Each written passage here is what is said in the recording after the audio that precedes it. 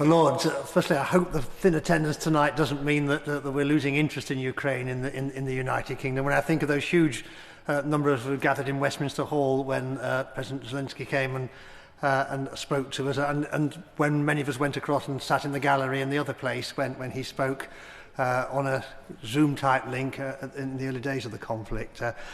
It's my privilege as Bishop of Manchester. I regularly attend social functions at the Ukrainian Cultural Centre, which is only about a mile away from my home.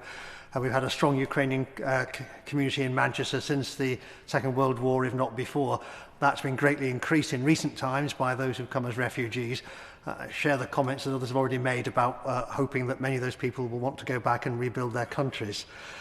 But we're talking about friendship, and a 100-year friendship at that, a partnership that has to be built on more than just defence spending or mutual hatred of a common enemy.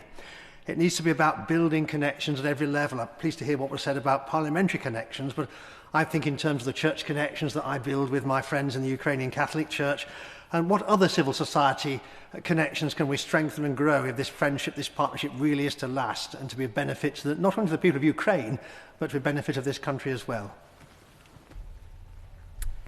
Well, first of all, I think that the lack of attendance this evening is probably something to do with a couple of late nights voting. And actually, I think it's not lack of support at all. What it is a lack of disagreement between our parties. Because if we disagreed, this place would be full. And the fact that we agree so strongly, I think, means that noble lords feel confident in all front benches that we will be here and we will say things that they would agree with. I'm so glad that the issue of people-to-people links is featuring so well in this discussion. It is true that this cannot just be government to government or parliament to parliament. It needs to encompass the whole of civic society. We're speaking to the British Council, to the Premier League, to many organisations, so that there's a real depth to that partnership. It's Pillar 9 in the agreement.